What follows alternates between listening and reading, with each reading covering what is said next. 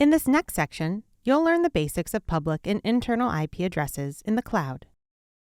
A virtual private cloud, or VPC, is composed of subnetworks, or subnets, and each subnet must be configured with a private IP CIDR address.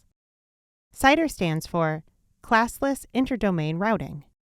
The CIDR range will determine what internal IP addresses will be used by virtual machines in the subnet. Internal IP addresses are only used for communication within the VPC and cannot be routed to the Internet.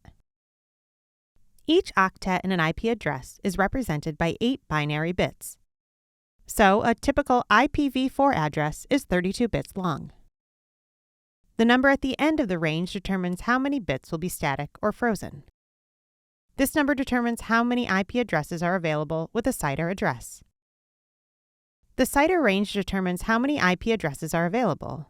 A /16 range will provide 65,536 available IP addresses.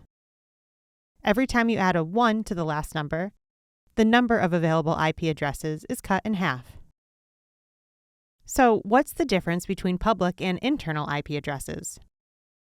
Public or external IP addresses can be ephemeral or reserved.